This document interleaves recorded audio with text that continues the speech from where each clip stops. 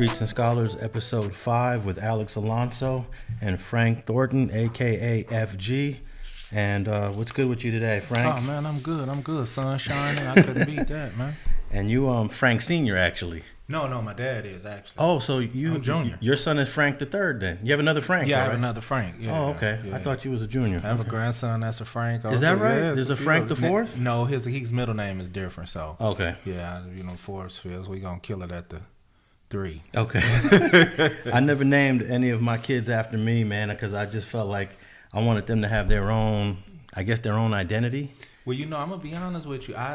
Frank to me, was kind of older seeming to me. And my son is the one that made me really appreciate, because he used to just tell me, I'm Frank. I mean, he put pride on it when he said his name. Okay. I had to say, shit, let me step out, But I didn't have a problem with it, man. That was my pops, man. Is there a little FG?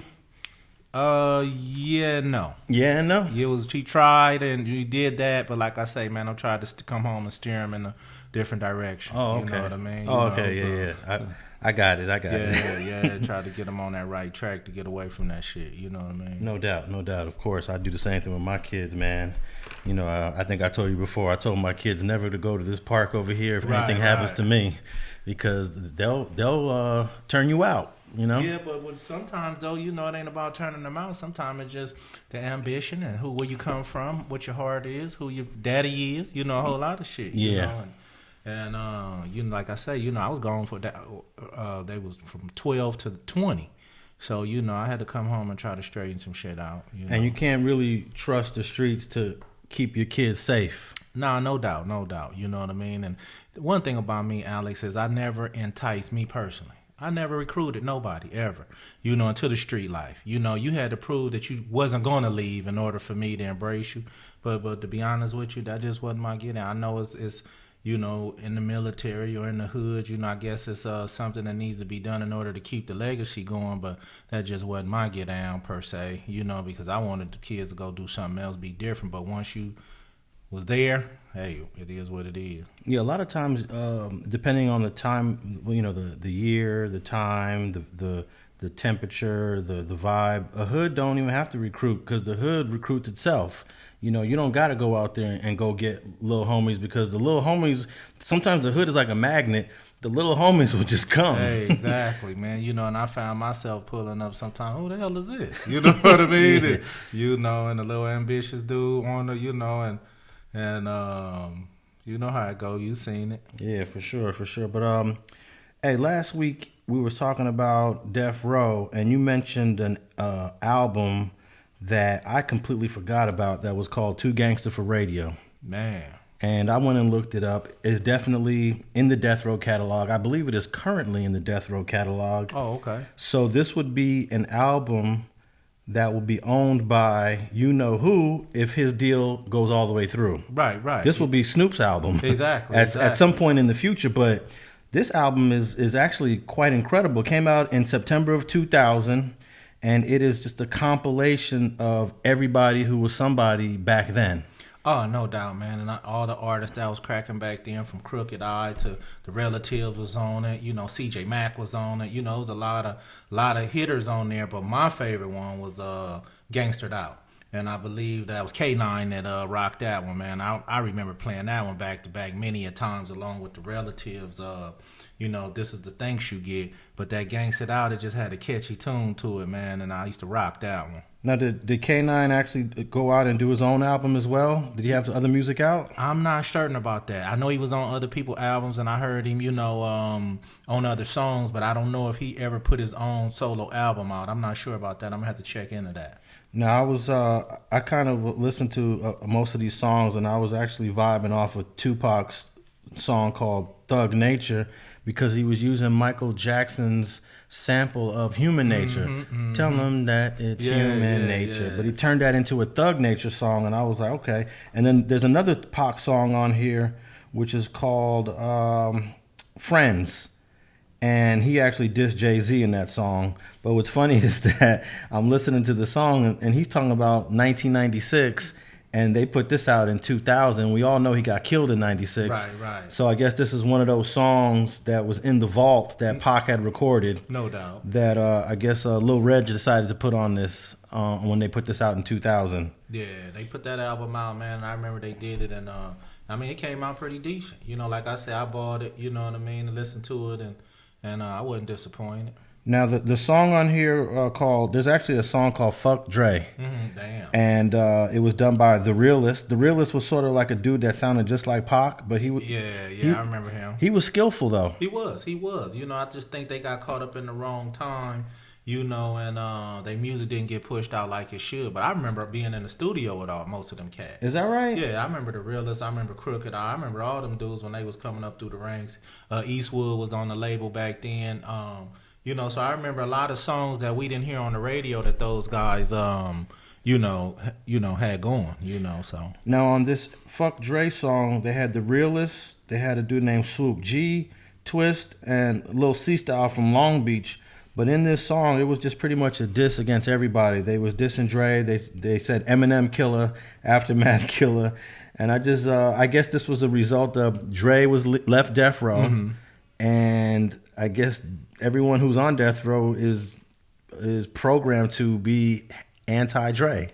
No doubt, and this, you could hear it on this album, definitely. You know what I mean? They definitely dissed quite a few people, you know, but they was rocking the West Coast at the time, you know what I mean? And some of them remember the beef with the East and the West, you know what I mean? And the West was feeling that, you know. It was cats that came up, felt the obligation to diss them dudes over there. You know, some of them didn't even know what the real reason was. They just knew that the West and the East was at it, so, you know, let me make my song diss in the East, you know. Yeah, definitely. This is a good, like, West Coast lineup, but check this out. There's also Ja Rule was on a song here. He's from New York. Yeah, a song called Murder for Life. Then they had The Lox. I was gonna say, I think The Lox was on the song. Yeah, the Lox is on the track here, and there's a couple other people. But another song that kind of stood out to me was this Project song by Swoop G, Keita Rock, and Juice. I was unfamiliar that Keita Rock actually rapped. Yeah, he jumped on the mic every now and then. You knew Keita Rock was a rapper? I mean, I ain't gonna call him a rapper, but he did rap, you know. And speaking of Keita Rock, I really think he was at the helm of this whole project right here. I think, you know, that kind of went through him, and he kind of directed a lot of songs and put that together. If I'm almost certain that he did. And but yeah, I heard about him getting up in the booth a little bit here and there and doing a little something. And for those listening around the world who probably don't know who the heck we talking about, Keita Rock, he's a well-known Rollin 60s here in Los Angeles, and it was just unfamiliar to me that he was actually a rapper too.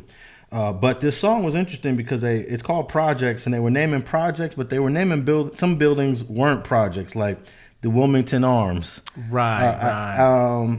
I mean, are they not projects? It's because it's privately owned. It's not like city owned. City owns are the projects. So you got Nickerson Gardens. That's projects. Right. You got Jordan Downs. You got Project PJ Watts. Imperial Courts. But Wilmington Arms is a privately owned apartment. It's basically a large apartment complex. I got you, but we still call it a project. We can call it a project. But check this out. They also said the Jungles. No, the Jungle's not projects. The Jungles is a collection of close 2-story apartment buildings, all boxed in with each other. There's a lot of them too. Yeah, so the Jungles was mentioned on that one, Wilmington Arms. But yeah, the Jordan Downs and the Nickerson Gardens and Imperial Courts are definitely LA's top projects. But you know what else? I also heard one of the lines, I don't know who said it, but one of the dudes said, yeah, I pulled up in the Pueblos, but then I saw my boy Stutterbox. Now, Stutterbox is a brother that I've interviewed from the Pueblos a couple times, and I've actually scheduled to interview him next weekend. But I just tripped out that his name was mentioned in that song. And that was what, 96? No, this is now these songs. Some of these songs were recorded in 99, 2000 for this. Okay. But the Pac songs are obviously old. Was 96. Yeah. But yeah, I would actually invite anybody who's unfamiliar with this compilation album to go check it out and listen to it. Other people who are on here are the Relativez. They up out of Inglewood, right? No doubt. And that was one song I used to bump that one too. This is a thanks you get, and him and the Relative and Nuts was actually on that song, and yeah, I used to bump that one too. And then you also have some. Let's see. Here's some of the other artists. Shawn, who I'm unfamiliar with. K9, as you mentioned. Dresta, who was from that group with what's his name from Nutty Block. Oh gosh, who was it? BG Knockout. BG Knockout. Yeah. That's his. I believe that's his brother or cousin. Yeah, I think so. Yeah. They've been going in on him on the internet. Yeah, we'll leave that alone. But I had to at least say that. What song was CJ Mack on? CJ Mack is on the one. Because I might have to go pull that up on the way home, man. Because I'm a huge CJ Mack fan, man. Ever since I listened to that Platinum Game. Look at the top of the list. I Ain't Fucking With Ya, performed by CJ Mack. Okay, yeah. And then Above the Law was also on here. Remember Above the Law from back in the day? Hutch and them, yeah. And then the Realist is on a couple of tracks. So I think this song is definitely worth a listen. And in terms of the producers, QD3, that's Quincy Jones' son. Right. A brother I've run into him several times over the years. He was known for the DVD's Beef. I wonder whatever happened to Swoop G. Man, you remember that name? No, I don't. Yeah, I remember him. He was around back then. What about Twist? And I know Lil Style. I know who Lil Style is. Right. I don't know Twist or Swoop G. I don't know none of them dudes. I didn't hear much out of them after that. So you mentioned Big Hutch. Yeah, he produced Hutch and them from the Outlaws. He produced that song. I mean, not the Outlaw, Above the Law. Above the Law. Yeah. Okay, he produced that song. Kurt Cobain, who just he popped up on a couple of YouTube videos. He produced the Fuck Dre song. And who else? That's all I can think of. But I see Daz on there as a producer. Definitely, Daz. Daz is on. No, that nigga Daz. Oh, but right. But it's another producer on here I used to love back in the day. That was Ant Banks. Okay. And man, out of Oakland. Well, I can't say Oakland out the Bay. I don't know exactly what city it was. I don't want to get it mixed up. But Ant Banks used to have hits back then. So man. Go ahead. He used to be on a lot of songs with. He did a lot of songs for Too Short and E40 and all those guys. Yeah. Oh yeah, I think I did listen to that one. Remember Banks? Yeah. Anthony Banks is actually his name. So I recommend this album for a lot of people who like to hear the vibe, the death row. It's got a little bit of a death row vibe, even though it's post Suge, it's post Pac, it's post Snoop Dogg. And, Snoop Dogg is gone, Dre is gone, but it's definitely worth a listen. No doubt. So I appreciate you bringing that one up, man, last week. But let's also give a little update on Cain Velasquez, because it turns out that the victim in this case is actually his 4-year-old son. Man, it is true. I know last week we didn't have all the details, but yeah, man, when I found that out, man, I was like, wow, and didn't have I understood why he jumped right out and got to work, And, a lot of people agree with me that this guy should not be in jail, although I could understand that some people want him to be prosecuted. But Dana White, the guy that runs the UFC, he has produced dozens of letters in support of Cain Velasquez because, he fought for many years under Dana White. So what do you think of this outpouring of support for Cain Velasquez, even though he dumped his pistol into a car full of people? Well, I mean, real people that's going to see real facts going to see, man, that was a 4-year-old boy, was a 4-year-old child, and not to mention it was his. So, it's a lot of people out there that can agree that they would have did the same thing, and he should at least be out on bond while he fight his case and, be able to put his team together and make the best defense he can possible.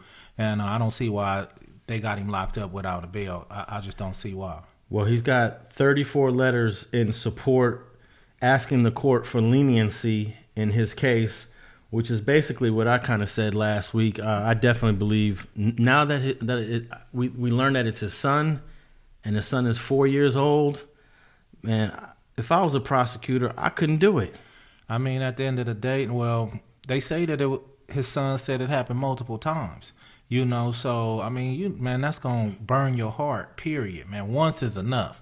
But multiple times, man, it make any man want to jump out or any woman want to jump out and just do any harm they can to a person under those circumstances. Man, I couldn't even imagine going through that because, like you say, I would be in his position right now because I sure would have jumped out and started gunning. Yeah. And that's me personally. I agree.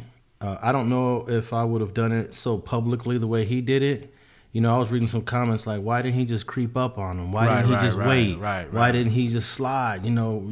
He just was in traffic in the middle of no doubt. And those are fact. I mean, they got points there. Those people who are saying that are obviously, thinking. You know what I mean? But at the end of the day, man, he did what he felt was necessary at the time, and I respect him for that. Yeah, definitely. But again, I also sometimes I question how does a 4-year-old articulate that they are being molested? How does a 4-year-old know that? Because I say this because remember last week I mentioned that McMartin preschool case that happened here in LA, 1983. It was a bunch of kids telling molestation stories that were untrue. And at the end of once everyone went on trial and once all the witnesses came to court, the whole case crumbled.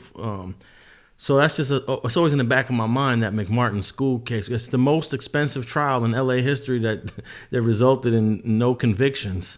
Right, but at the same time, I do think a 4-year-old is capable of explaining that somebody touched him.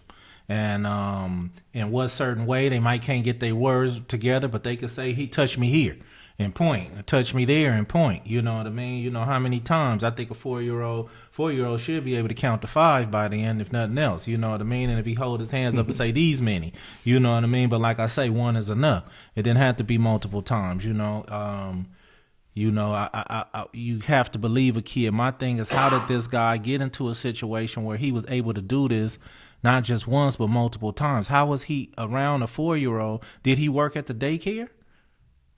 I mean, was he a family? His family owned the daycare or something? Yeah, his family is connected to that daycare. But he didn't work at the daycare, but his family were owners of it, I believe. Man, and that's a damn shame, man. You know what I mean? And I would want everybody head on the stick, for getting what I'm saying. But I would be pissed off at everybody who worked there, lived there, ran the company, and all that. You know what I mean? I would hold them all accountable. No doubt about it. If this is true, that whole daycare and the whole company or business that's attached to it, they're gonna get sued. And, right. And they might get shut down. But again, we gotta wait and find out. But also last week I said that the guy Harry Goularte was out on bail. He's actually not out on bail. He's out on supervised release. Right. Meaning he didn't have to post a bond. They just let that boy out, man. Yeah, they just let him out. I mean, have you ever heard of anything crazy like that? No, but it's sad to see and it's sad to hear, man, because, it's just some straight up bullshit. You're going to get the dude who did the shooting, for his son being molested. Don't give him a bail.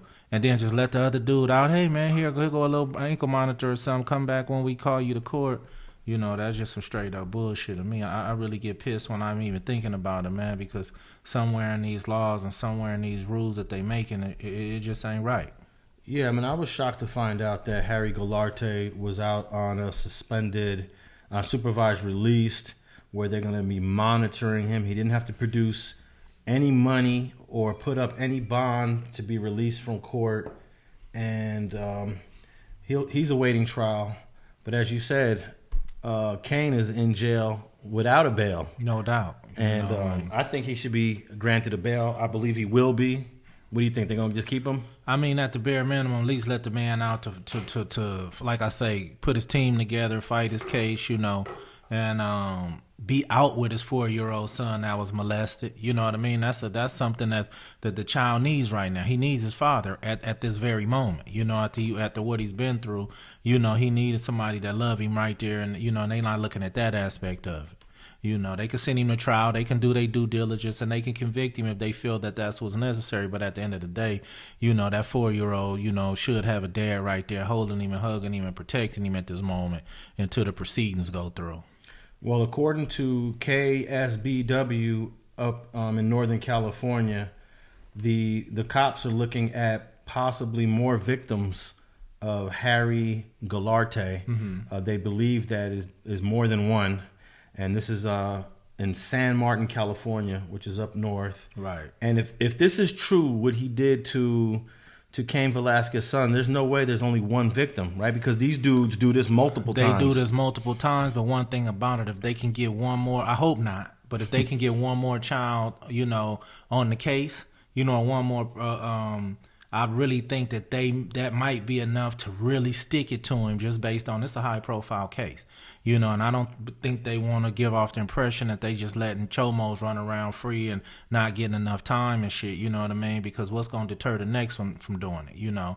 I mean, you know, the sickness that they have, and I'm gonna call it that straight up. It should be taken serious when it comes down to punishing these dudes for these crimes. So I believe if somebody else did step up, if it's somebody else, if he allegedly really did this, I believe one more will be enough to bust him up. I think they'll bust him upside his head if they convict him. Well, Goularte's mother runs the daycare out of her house in an area called Powderhorn Court. But the son lives on the premises but doesn't work for the daycare, so he has access. He got access, yeah. So, we'll provide people with updates on this case as it goes forward, because this is definitely interesting. I'm really interested in how they're gonna prosecute Cain. We all know how they prosecute chomos, but how do you prosecute somebody's father who's the victim of a case? I mean, like I said, I couldn't do it if I was a prosecutor. There's no way. So, all right, let's move on to one of our main topics. This was a topic that we were supposed to get to last week, but we ran out of time. But this was about the L.A. sheriff deputy that has been indicted for an on-duty, I was going to say murder, but he's not charged with murder. He's charged with a manslaughter. But on-duty death of a brother named Ryan Twyman from out of L.A. He got shot and killed in this building that they call the APs. And it's very rare that we get an on-duty killing from a police officer here in L.A. County, man. Yeah, but I'm going to go back and not correct you, but, I mean, you called it on-duty death. That was murder, bro. No doubt. You know what I mean? I don't give a damn what you said. That was murder. Murder one. You know what I mean? Booking Dano. You know what I mean? But I mean, he's a cop. They're going to give him the manslaughter, you know. But at the end of the day, man, if you go back and look at that, you know, how he went back and got that assault semi-automatic rifle, man, and, you know, shot up in that car, you know, at the car was already stopped and there was no movement. You know, then they shot this guy a total of 34 times, man. You know, from the neck, the face on down. That shit just ridiculous. When I look at that, it almost looks like an assassination, but we don't often call it that when it's the cops doing it. Right. But there was like no need for what, and his name is, let me put his name out there, Andrew Lyons, Deputy Andrew Lyons, who's now he's a former deputy.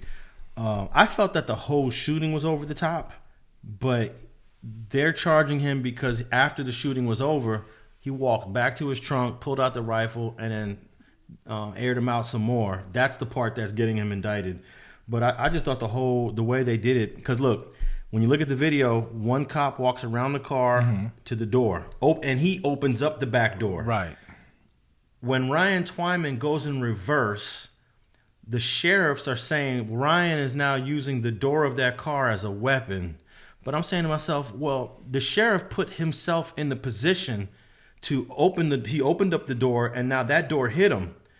So I feel like, I don't believe Ryan was deliberately trying to say, I'm about to weaponize my car and run over these deputies. Yeah, but you got to look at it. They're going to call that every time, though. You know, using the car as a weapon, using the vehicle as a weapon. They even go far as if he wouldn't have died and probably would have tried to charge him with attempted murder on the officer. You know, I believe they really would have did that had he not passed away.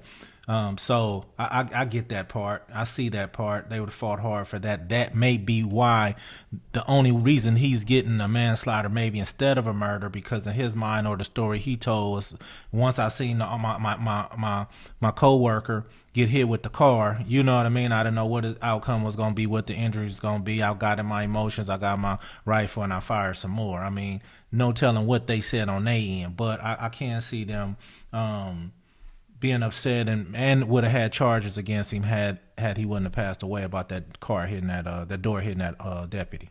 But before Deputy Lyons went back to the trunk of his car and pulled the rifle out, both deputies were in safety. They were out of harm's way at the time, yeah. At that moment. So, I got you. So that part of the shooting completely is unjustified if one says this was for deputy safety. That's what they usually say, right? This is for deputy safety. They say that, but the whole shit was unjustified.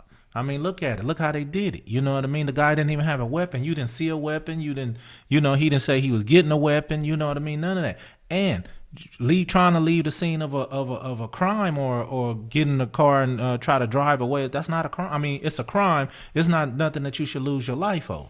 Most definitely. I think they said that they raided his apartment days earlier. It was a month or so actually, and they found some weapons. They found some straps. He was already on probation or parole. At the end of the day, so they did probably label him armed and dangerous because of the weapons they found. But at this point right here, he did not have a weapon. Now let me ask you this: if a place gets raided and there's weapons found and you're not there. Mm-hmm. Are they still pinning those on you? Well, they're going to go to who house the name in. It goes if you renting, if you owning. All those things make a difference. Because say if you renting, they can go get consent from the actual owner to go up in there and search that property. If you own, you don't have that consent. You would have to actually get a search warrant. So even if you did have a search warrant and you went in there and found weapons, it still don't say they're yours unless you pretty much live by yourself. So maybe if you don't want your sister to go to jail, your mother to go to jail, your wife to go to jail, you may take them. You know what I mean? It happened in the case with my homeboy Shitty Mike. A similar case. He wasn't even home, and the homies ran through his mother's backyard, dropped some guns, and hit the fence and kept running. So when the police came, they came and found the weapons, but they also found 2 more Shitty Mikes. You know what I mean? So, of course, we smashed on the homies, but they didn't know that the homie had some guns already back there, and Shitty took 5 years for that. That's crazy. Yeah, he wasn't even there. Now, in this example, though, Ryan could have said, those weapons aren't mine. Right. And they got to prove that those weapons are his. But it seems like the way they approached him with a level of guilt. But he's also under probation at the time.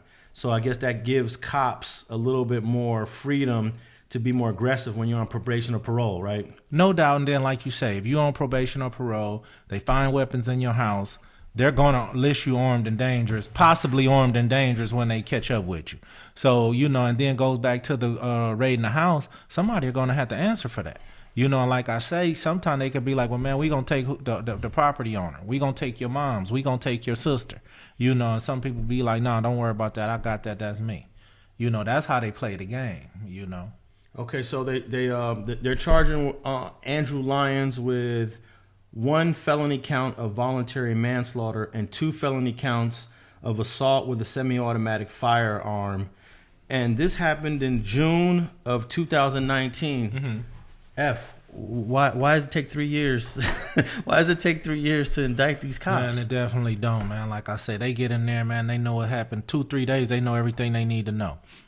So I think after that, they go to see how they can play the game as far as if these cops can be saved, if this shit can be justified, and I think they talk to the attorneys, their lawyers, and everybody that they can talk to, IA, and see exactly what they can get out of this. And I think only when it comes to the head, somebody saying, hey, man, this can't be saved. This can't be swept under the rug. There's no way around this one. You know what I mean? And they charge them. But I really don't think it takes no damn 3 years to charge them for what they already know is wrong. No doubt about it. This is one of my biggest complaints is that the wheels of, we all understand the wheels of justice move slow, but it don't have to move this slow. I remember when you was talking about when you got arrested in 2004, you was just already ready to take your deal. You was already on a federal penitentiary yard in less than a year, right? Oh, no doubt about it. You didn't want to waste no time. You didn't want to try to fight it. These people, no. And is it because it's the feds? Well, that's part one. But when they jump up there and they let you know other stuff about you, and you know that these people are serious, especially if you have any guilt opposed to the stuff they talking about, you know what's best for you, and then you got to think about it when you're a street dude, and I've seen people do it, man, they don't got me like that. They don't got me like that. Bro, look at all the stuff you done did over the last 10 years. You know, you got to take into consideration, man, that all the shit that I done got away with, man, let me go and get out these people way, man. You got to take something. It's like paying tax. You got to pay a little something in order to keep them up off of you. So when it come to getting that time, man, I already knew. So they come with whatever, I'm out of here. I ain't going to play with these people. How do you feel about like the system does kind of move slow? It moves slow for everybody. It moves slow for your case. It moves slow for most of the court. Every time you go to court, you go back to court 30 to 40 to 50 days later. Your next court date is in like 2 months. Right. It seems like everything moves slow in the court system. I don't see any reason why it takes 3 years to charge and indict this Deputy Lyons. But do you see that the system does run slow from a perspective of you being a defendant, or do you think that's just what it is? Well, one thing you know, and I know that when it comes to murders, when it comes to bodies, when it comes to somebody being killed, those wheels do move a lot slower. They have a lot of investigation that they really do have to do in these cases, you know, and to put stuff in perspective, you know, put the whole case in perspective. And as you know, sometimes these people go to court, file one motion. Okay, well, we got to review this motion, and they come back, file another motion. Well, let us review this motion. So sometimes it can be drug out by either sides. Sometimes it could be the defendant that's dragging it out on his side in order to, you know, get more information, or, you know, because when you talk about a life sentence, you want all the evidence and facts you can to help you beat your case. But when it come down to robberies and, you know, certain cases, man, go and get that time and go and get up out of here. Yeah, sometimes defendants do use the delays to their benefit. Right. Sometimes it's to your benefit. I'm gonna delay this trial for the next 2-3 years because that impacts the witnesses that are supposed to come testify against you. So if you could delay that, all that, yeah. Sometimes when they play into your like even like some of these cases, when you ask why it takes so long, sometimes they even want the public to forget. You know what I mean? And they want to ease it down. And sometimes when the public don't let up, no, what about this case? You know, then you know that it's not going away, you know, soon like that. So.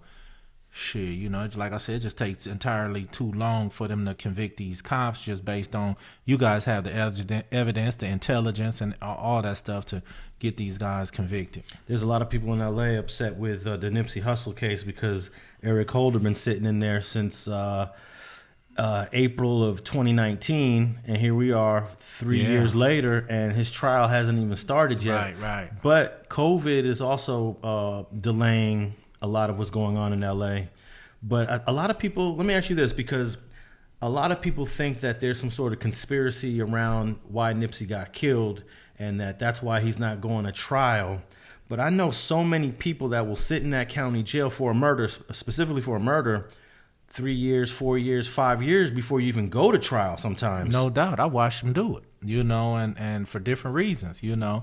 I know one time I was in the county jail. I came back a year and a half later. It's the same homie still sitting up there, hey, fighting his murder. You know what I mean? And, hey, them guys know what it took. They knew sometimes that, you know, you waited out.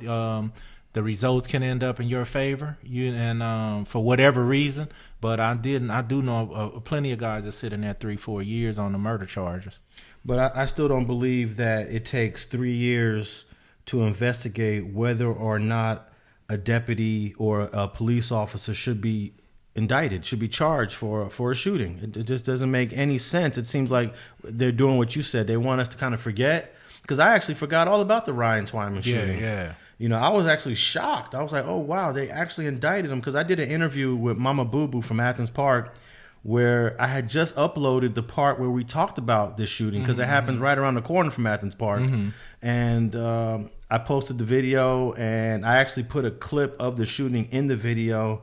And then here, about a month later, I'm hearing, oh, they indicted Owen. So, yeah, I think that these investigations into these shootings must happen more rapidly because family members are grieving. Right. And some of them, to them, this is a level of the victim is never going to come back, but there is a level of closure when there's some indictments and some arrests that are attached to these shootings. Yeah, but it's also some anger when you come in there with them, when you come in there with those manslaughter charges. You know, this was clearly a murder. You know what I mean? So, you know, when are you going to start really giving these? I mean, manslaughter, what you going to get? 3 to 7, something like that?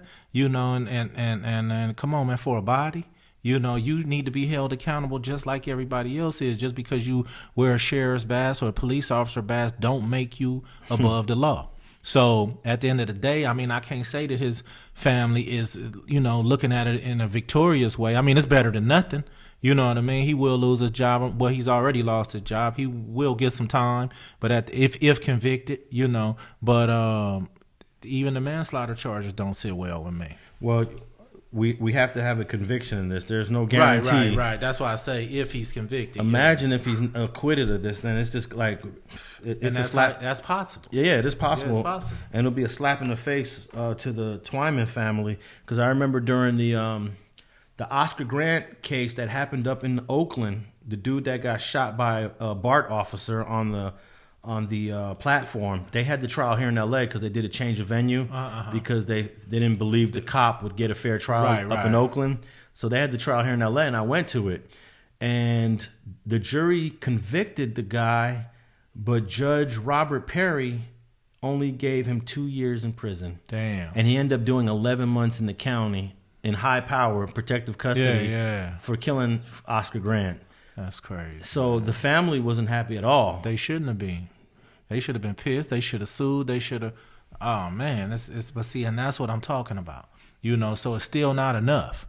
You know, it's still not enough, man. Just because you charging these people, some people like walk away from it. They hear the guy charged. Okay, yeah, he's been charged. Walk away from it. 8 months later, he'd be acquitted, and some people will never know. All they remember is he was charged for it, and they think that he's serving time or something like that when he's out walking the street. You know what I mean? Free man, you know. Yeah, and that officer's name was Johannes Meserly. He got 2 years, and he actually was found guilty of the gun enhancement, and that meant like a mandatory 10 years or something crazy. But the judge, oh man, it's terrible. But the judge ended up waiving the gun enhancement sentence and just giving him the 2 years, which was the minimum for manslaughter. Mm-hmm. So you're right. This officer, Deputy Owens, well, you know, he got more than just the manslaughter. He's got 3 other felony charges. So we'll see what happens in that case. I'm going to be keeping my eye on this case, and we'll talk about it again. But I wanted to ask you about this dude who went on trial from the January 6th riots. Remember the Capitol building? Mm-hmm. Hey, when I watched that thing, I was shocked because I thought America was more stronger. I thought America's government was way more secure. It just shows me. Right. They bust up in that Capitol, man. That like was it was crazy. nothing. Oh, man. They ran up in that place like it was nothing during the certification of an election. And it just showed me that the power that we believe that our country has is probably not as much as it really is. I believe it's as much as it really is, depending on who's coming in, you know, for the... So if you're saying if it was a bunch of black folks running up there... Been 10, 15 dead black folks, I'm telling you. Hey, yeah, you might be right about that. I'm not going to bullshit with this one. You know, and they gave those people the benefit of the doubt, let them get up... They wouldn't have let them... let me just be honest, man. A group of black people that large, they wouldn't have let them even get on the grass probably. You know what I mean? Before they start picking people off, you know. They had dudes scaling up the side of buildings, bro. Like they was in, you know, ex-military, you know, veterans and shit, scaling up the side of buildings and busting through doors. And I mean, and somebody was actually shot. Wasn't a lady shot? Yeah, a lady got shot. Yeah. She was actually ex-military, or I don't even think she was ex-military, but yeah, she was shot. You know, but I believe my question was, how did they locate to charge 700 people? Yep. That was impressive. So far, 786 people have been arrested. That was impressive. It is. A lot of people thought that they weren't really going to do a big deal about this. You know, it's white people, so they're going to let them pass. But no, they're arresting all these white folks, and rightfully so, right? No doubt. And then the one guy Reffitt. Hey, man, yeah. I want to ask you about him because most of these 786 people who've been arrested, they're taking deals, right? And they're getting some pretty decent deals. Yeah. You know, 6 months, 9 months, 10 months, you know, a year.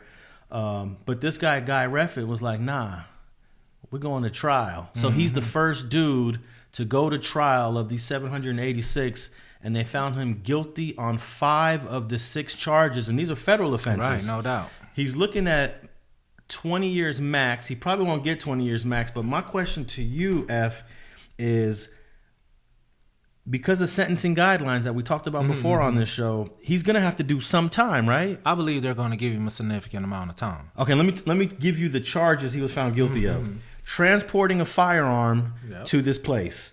Obstructing, he's got obstructing justice, obstructing officers, and obstructing the electoral procedure. So those are 3 different felonies, and then the 5th one is entering a restricted area.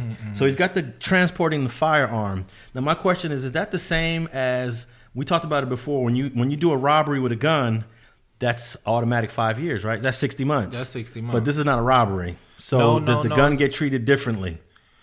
Man, that's a great question, but I don't believe it do. I believe that any gun crime that you come through in the feds, 60 months for that gun crime, because even if you just pulled over with one, say if you're on probation, you get pulled over and you have a gun, you're going to get the 60 months and then you're going to get the time for the probation.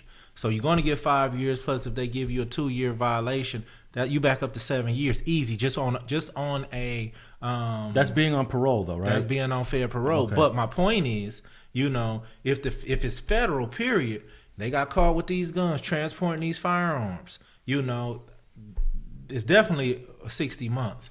But me personally, I think they're going to make example out of him based on, like they do everybody else. You should have took a deal like everybody else. Now, did you hear what his wife was doing? Though? Man, his wife was on one. Oh, man, she went out there and told him, everybody who asked, don't take a deal, go to trial. Lady, you finna get everybody head busted. Now, I understand her point.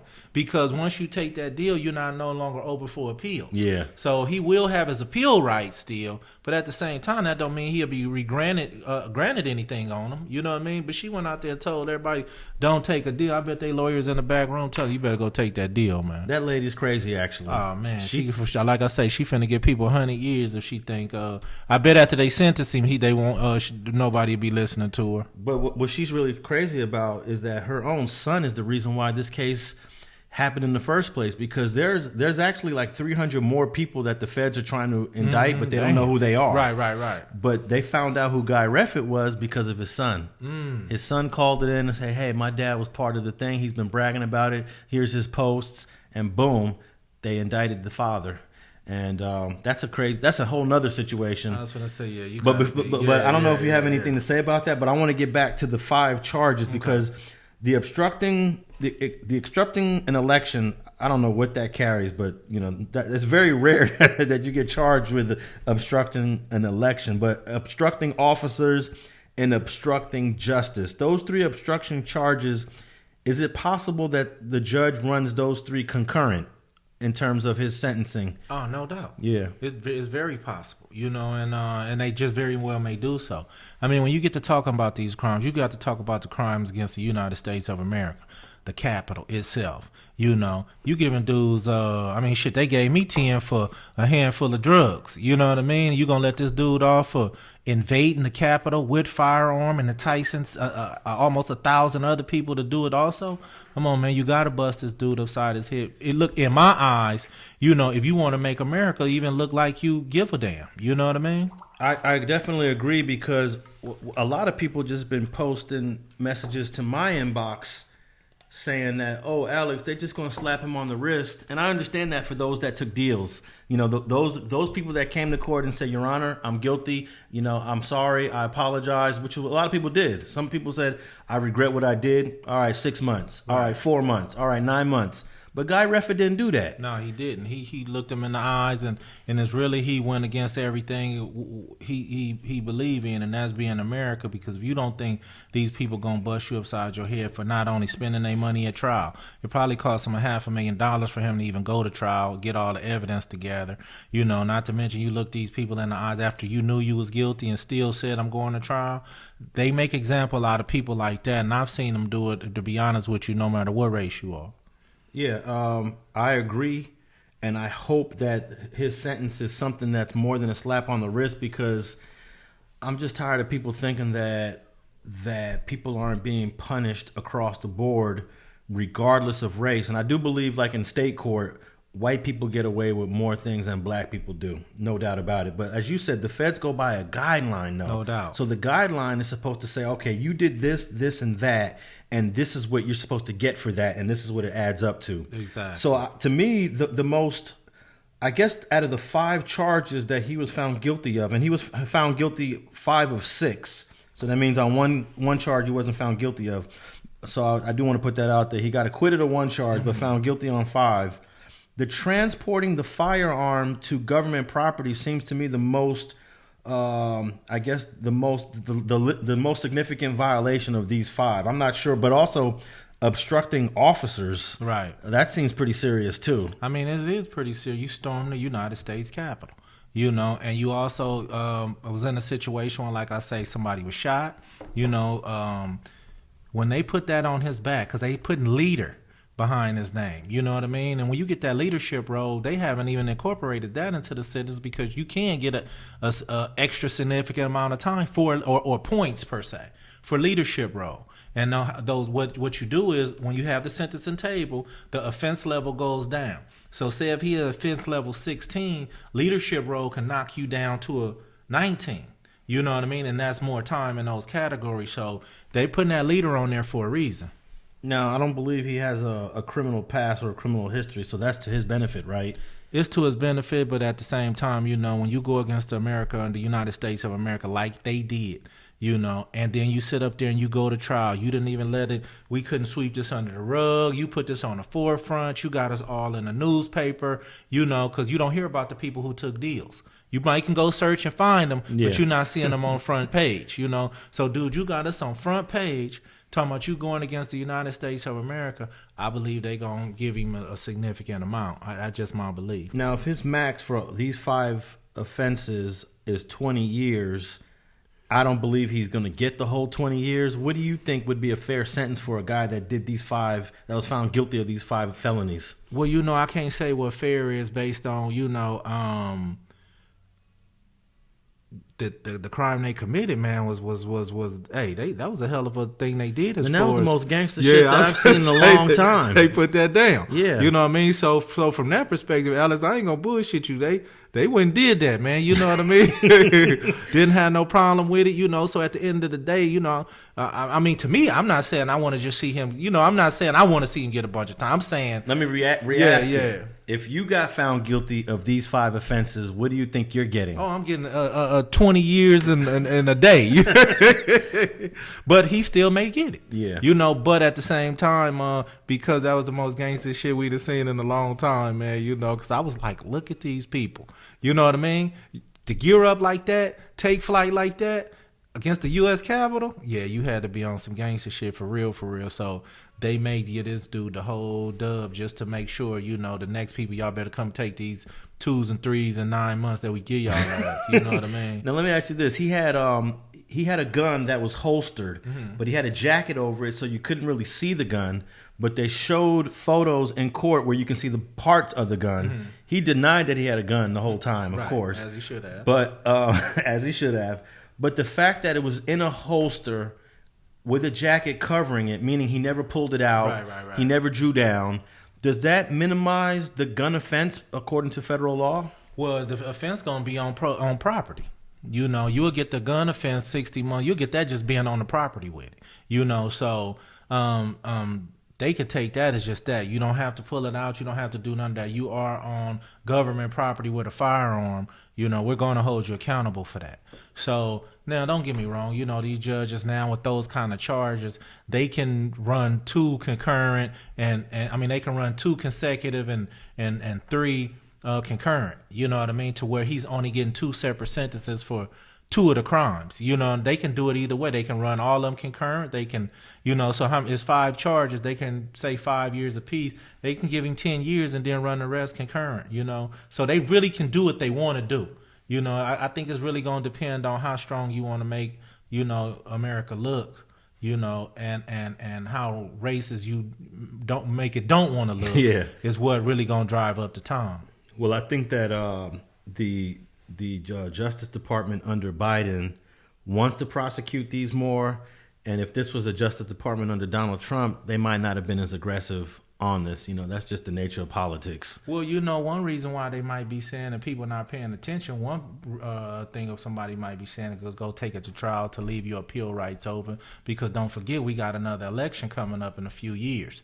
So somebody can go sit down 3 years and get a Republican back in office and powers that be double back with nobody knowing because they done forgot about all the case, let these guys come through on appeal and get them right out. You know what I mean? It's possible. Or he can get pardoned, but he'd have to wait. He'd have to wait for the next president to finish his. And then at the end of the presidency, the next president, we don't know if Biden's going to get reelected. If he gets reelected again, that's another 4 years. Right, you got to wait. No, it's all those factors. But at the end of the day, if you get 20 years, you go do 6, you won. But I can tell you this: whenever the next Republican president finishes his or her term, she can pardon all of these convictions. No doubt.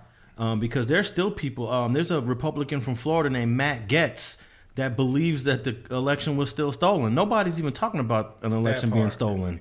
And that's what this whole riot was about. They believe the election was stolen. It turns out there's no evidence that any state's election was stolen. But if someone like Matt Gaetz from Florida becomes the president, he's pardoning all these dudes. Man. Real shit. So, but you don't want to have to sit in there in the USP or the FCI waiting. Although, this guy's definitely going to a USP because of the gun, right? He gonna at least start at a FCI. I don't got him going to a low just based on those are some serious charges against the United States. So he's going to and they take and best believe they take some of those charges like that, man. Serious because they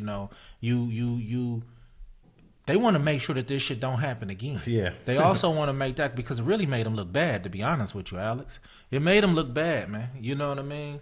And so that's why I say they may just take it into their hands to really try to book this dude because they made him look bad. No doubt. It made the whole United States government look weak on an international scale at that. International scale. So, all right, let's. I'm going to just say I think Guy Reffitt is going to get. Let me just take a guess here. I'm going to go with 15. You're going with 15. I don't think he's going to get 15. I'm going to say 5 for the firearm. Run these obstruction offenses concurrent. Let's just say he probably get 3. Maybe these are 3 years each. I'm thinking so if he's getting 20, if he can get 20 for all of this, let's say they run that concurrent 3, 8. I'm gonna say he's gonna get 9.5 years. Okay. 9.5 years. We'll see what he gets. You saying 15? 15, yeah. All right. He's saying 15. I'm saying 9.5. We'll find out. I believe he gets sentenced in May or June. Okay. But lastly, let's just talk about my favorite actor, man, Jussie Smollet. Man, Jussie Smollet was found guilty of the hoax. I guess that was called a hate crime hoax, where he was walking down the streets of a cold night in Chicago and said he was attacked by 2 dudes, and they put a noose around his neck. And from the beginning of this offense, it didn't look right. Something just didn't smell right about it. But of course, you give the brother the benefit of the doubt. He had some marks on his face, like he got beat up a little bit. And eventually they realized this guy created this whole incident, and he had 2 Nigerian brothers hired to assault him and to put the noose around his neck.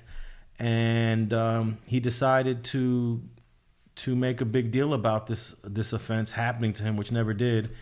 And he got found guilty. And he was just sentenced, and his sentence was, even though he was looking at 3 years each, he had 5. He was also found guilty of 5 offenses.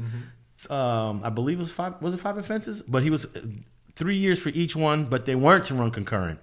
So the judge can only give him a max of 3. And the judge decided to give him 4 months, which in the streets, 4 months is what? Love. Yeah, 4 months is love, right? Thanks, Judge. Yeah. But he decided to jump up and have a whole rant about his 4 months. Of course, they fined him $25,000, and he had to pay. The restitution was what, $25,000. Yeah, that's the restitution. And he had to pay I think he believed he had to pay the police department back about $150,000. But my whole thing is, why?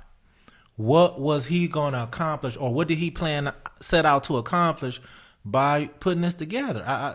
Allegedly, what was his motive? What was his goal? What was he going to get out of this, Alex?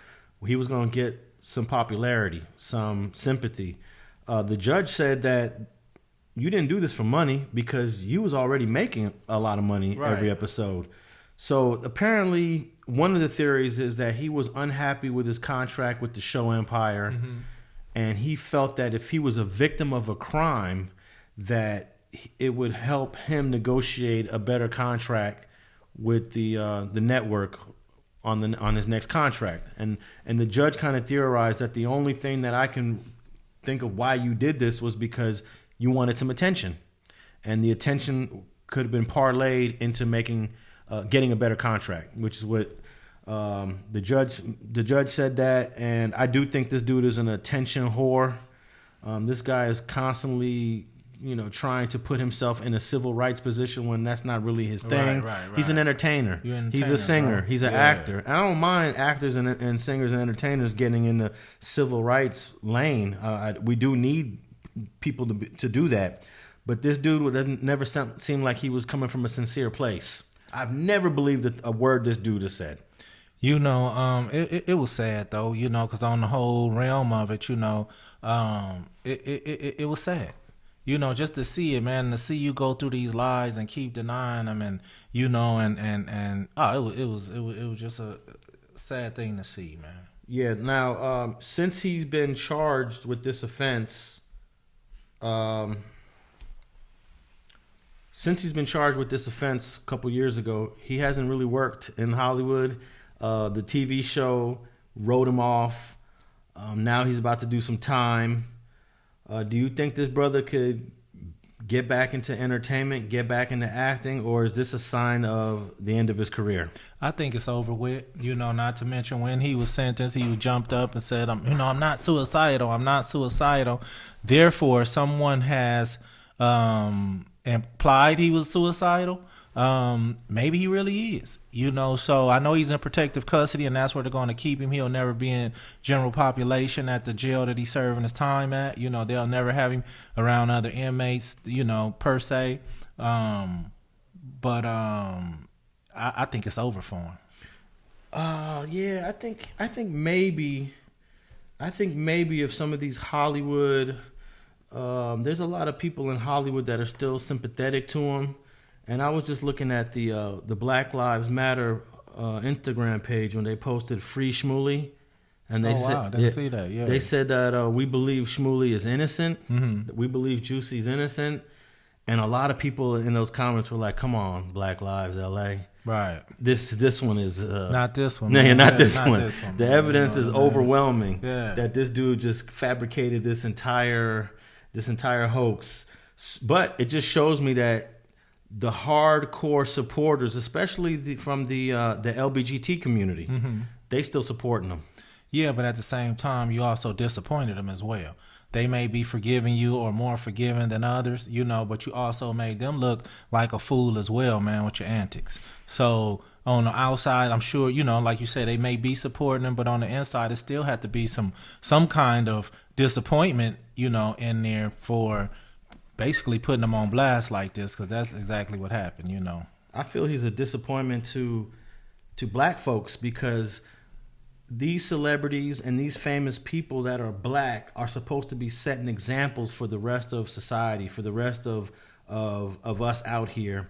And you got a whole bunch of white people looking at you crazy, and a whole bunch of them are going to be like, "See, look how they act." Right. No, you got a 100% point right there. And they're going to put that label on him, and he did disappoint. Like I say, all the way around. From the black people to the gay lesbian community, he I mean, it was just, man. It was like I said, it was so lame, man, that I just shook my head. Like, did he really do this? Now, when he got sentenced, Judge James Lynn, he kind of just went in on Jussie, and he went in on him for at least, I'm going to just guess, 15, 20 minutes of just, all of the negative things that he did. Have you ever heard of a judge just going in on a person at sentencing for like 20 minutes? Like when you got your sentence, right? You got your sentence, you agreed to your plea agreement. Did the judge try to lecture you to say you're a terrible person? No, she didn't actually. I had a judge that saw both sides. She saw both sides and said that, you guys are, man, basically like, what the hell is this? I mean, she basically asked him, what the hell is this? You know, and they had to go and explain kind of what it was, even though I don't know all what they explained. But at the end, she also, you know, spoke to me with in a caring voice that said that if she could, and she really stated, if she could go under the 120-month mandatory sentence, she would. She also doubled back and told my ass, though, this wasn't your first time doing this, so don't try to, you know, make it seem like, you know. I believe it's the, you know, my hands, basically her hands was tied on the sentence, but hey, dude, don't come in here like, you know, you made one deal or something. But did she know the specifics of, like, this was a case that happened 4 years ago, and this was an informant, and the dude wore a wire? Well, she definitely did, because she specifically asked him out loud. She like, what is this?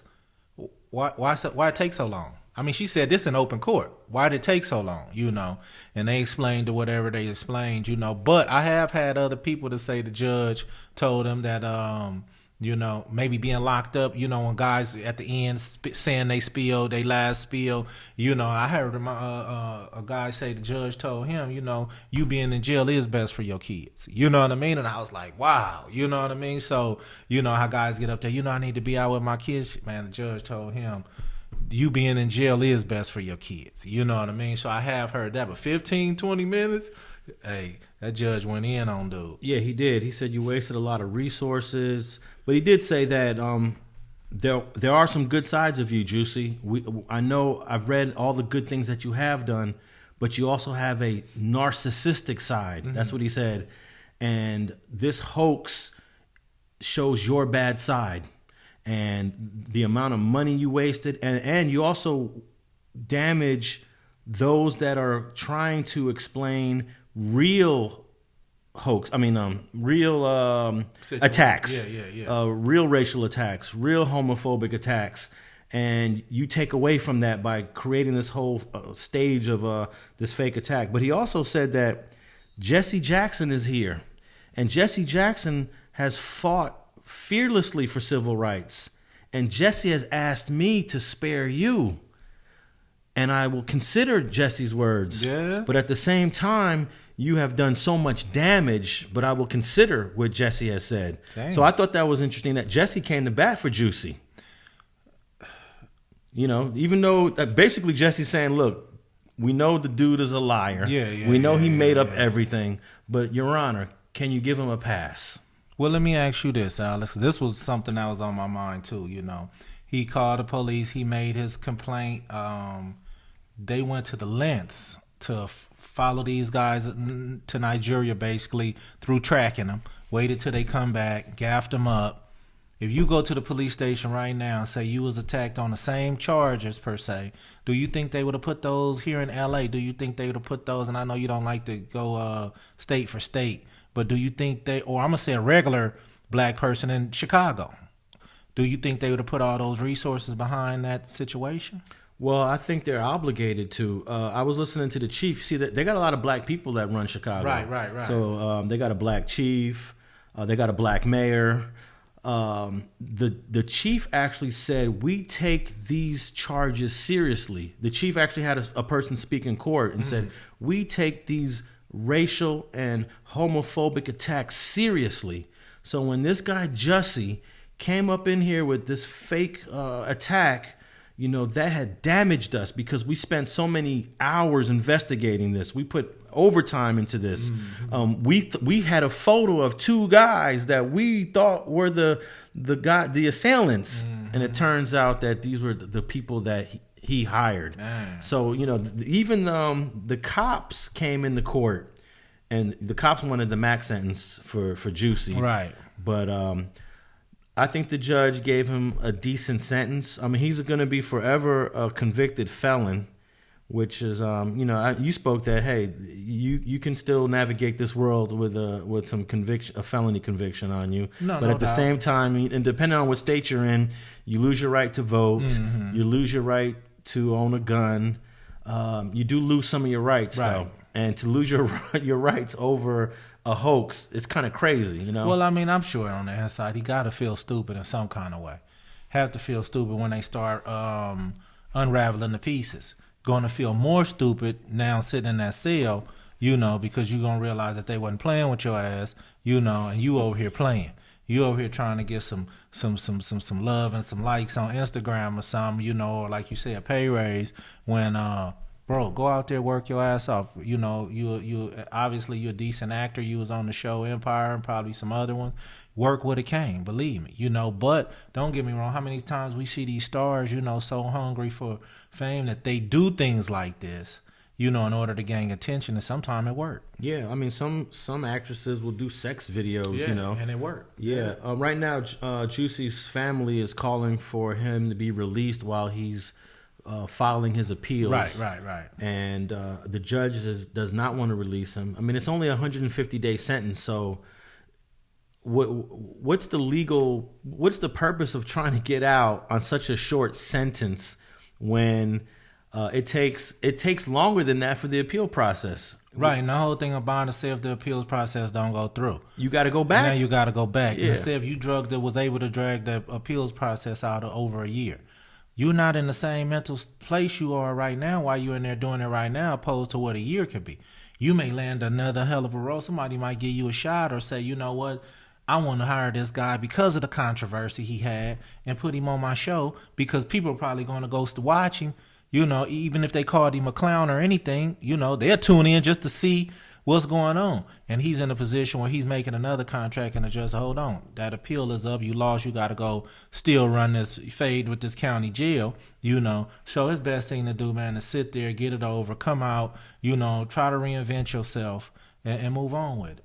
Yeah, he said that there's threats, and he's actually in the Cook County Jail, which is the county for Chicago. He's not in he's not in prison. Right. He's not in the penitentiary. You don't go to prison for 150 days. No doubt, and he is, and they say in protective custody. Yeah, so they're not gonna let nothing happen to him. They're not gonna let nothing happen to him, especially with him yelling. He jumped up and said, "If anything happened to me, it's gonna." He made sure they was gonna keep a watchful eye on him. But like I say, it's possible for him to come out and get a shot. I believe some people will stay away from him, but hey, man, I believe in if he get out and work hard, I believe he can get back on his job. All right, man. Let's wrap it up with the Jussie Smollet case. He is going to be doing 150 days. He was actually placed in the psych ward in the Cook County Jail, but they just moved him out of the psych ward, and hey, the 150 days will go by like that. Now, he might not even do the whole 150. Yeah, he's not even doing the whole 150. Right. They have a percentage of what he going to do, man. He do 100 days and come on home. Let's say he does 150 with half. That's 75 days. What's that? That's not even 3 months. Right. 2.5 months. Yeah. So he'll probably be, I don't know how they do it in Illinois, but it's probably something similar here in California. I know dudes that go to the county for 6 months and they get out in like 20 days. Right, but I can reiterate that jail is not for everybody. And I'm not talking about the violent aspect of it. I'm just saying being confined, being told when to eat, go to the child hall, Some people really can't take that confinement like that. Outside of any dangers, they can't even take the confinement like that because it's not in their nature to, for people to, especially actors and stars, that haven't been in that position because they're so used to being able to do what they want to do, So that alone, I'm checking out his mental state to see if he's faking or see if like really what he's going through is taking a toll on his mental state. Because I would really hate to see that happen too, though. I don't want to see a brother, lose his mind, over a situation that no doubt he put himself in.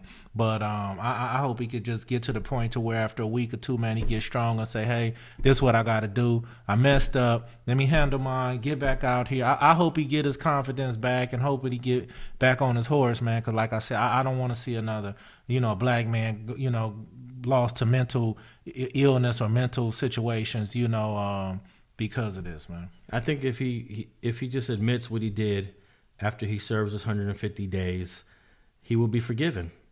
Just like we spoke before about homeboy that snitched on you.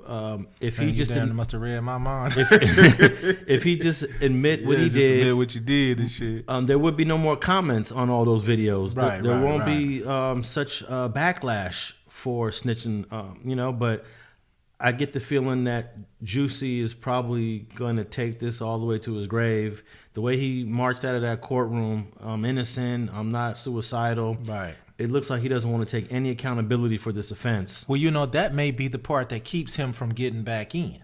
You know what I mean? You know, it might be a producer to say, listen, bro, I don't give a shit about your situation. just keep it 100 with me. You know what I mean? Yeah. And if you continue to try to bullshit everybody, that'll deter some people too. If you just keep trying to bullshit and keep trying, like you say, man, own up to it, man. Okay, man, I met you. You served the time for it. You know, hey, look, man, I messed up. You know, and that's when the people will start forgiving you. I think keep on lying, looking people in their eyes and lying to them. I think that's a deterrence for people to want to help you and help you get back in a situation you want to be in. Yeah, we had an actor here in L.A., this white actor named Robert Downey Jr., who was coked out, cracked out. Everybody said his career was over. And the dude just, he embraced everything. He did some time. He went to jail. He went to rehab. He owned everything he did. He spoke about it publicly. And he ended up becoming one of the biggest stars that we've ever seen with the Iron Man movies. Man. That was a dude whose career was stamped over. And I stamped it over. I seen him as one of them crack binges, man, and was like, oh, it's over for the dude. Yeah. But to be honest with you, I was happy for him, man. You know, because like I said, I it don't matter who you are, man. If you can bounce back, condemn, get yourself back together, get your life back together, look people in their eyes, admit what you did wrong, and move on, man, like you say, man, that bank account probably so swole right now, you know. He's definitely a bounce back story that I like to see. But there was this sister that was in the movie Love Jones many years ago. I think Love Jones came out in 97.